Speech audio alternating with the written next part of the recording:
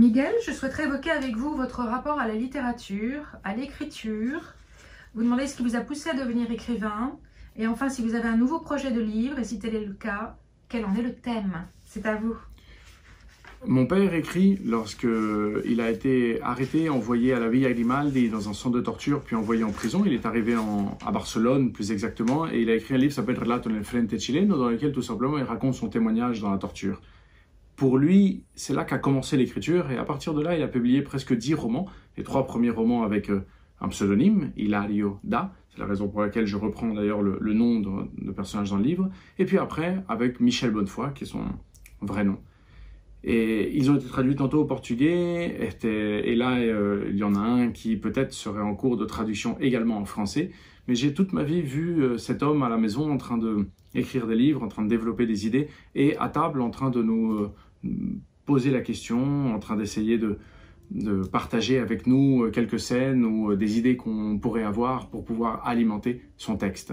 Sans doute alors par mimétisme, par imitation, j'ai voulu le suivre.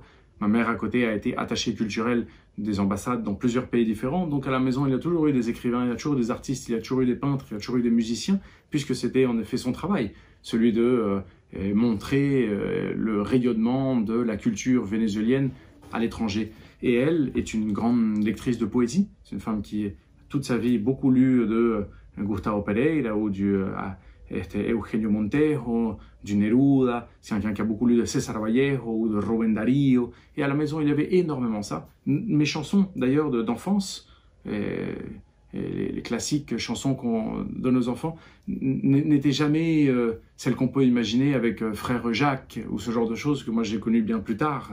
Sinon au contraire, c'était des chants de Azul, par exemple, de la poésie nicaragüense, ou des poèmes de Rafael Cadena. Donc c'était beau en effet de se rendre compte qu'il y avait déjà quelque chose là. Donc sans doute le terreau était fertile pour pouvoir y planter quelque chose.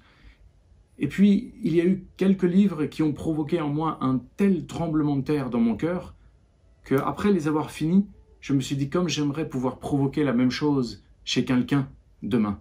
En finissant la métamorphose de Kafka par exemple, je me suis dit ceci est faux, ceci est de la triche, ce n'est pas possible. Tu ne peux pas écrire quelque chose d'aussi parfait.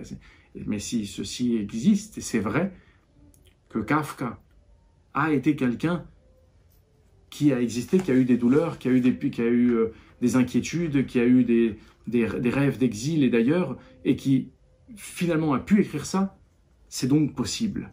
Et si moi je ne le fais pas, alors ce serait une erreur. Et j'espère pouvoir un jour provoquer la même chose. Exactement le même sentiment j'ai eu en finissant 100 ans de solitude de Garcia Marquez. J'ai fini la dernière phrase et j'ai fermé le livre, je l'ai rouvert à la première page et j'ai commencé à le relire une deuxième fois à l'instant, dans le même moment, en me disant ceci n'est pas vrai.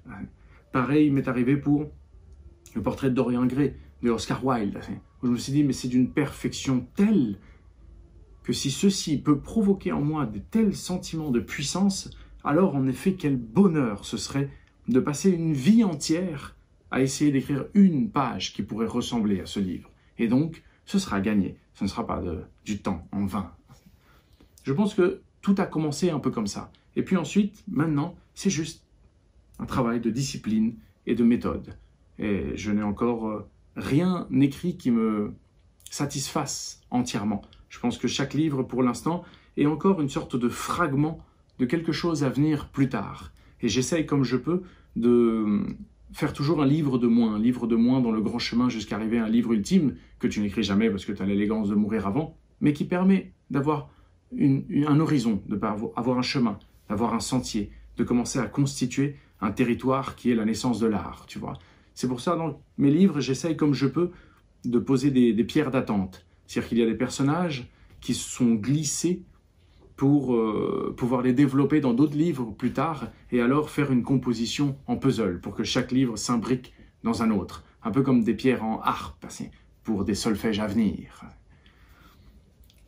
À ce compte, à cette lumière, et puisque vous me posiez la question par rapport au livre suivant, eh bien ça me permet de faire la transition parce que dans Héritage, il y a un minuscule petit passage que personne n'a vu, qui est entre 2 virgules, mais qui est tout à fait essentiel, puisque c'est la petite porte derrière la maison qui est pour l'instant condamnée, mais qui est à ouvrir un peu plus tard. Petit cliffhanger. Exactement, et qu'on ne voit pas parce qu'il y a un rideau comme ça qui la cache. Mais un personnage du livre Héritage qui s'appelle Michel René, à un moment, prend la parole pour expliquer au premier Lonsonnier qu'elle a dû fuir et se cacher dans différents endroits parce que elle ou il était persécuté, selon si on a lu le livre ou pas, et qu'elle s'est cachée dans des lycées, qu'elle s'est cachée dans des cimetières, mais qu'elle s'est aussi cachée dans l'atelier impérial de Meudon, où un scientifique et savant français appelé Augustin Mouchot était en train de construire des machines solaires. Et ce n'est pas pour rien. Oh yes! On a hâte, on a hâte! Merci beaucoup.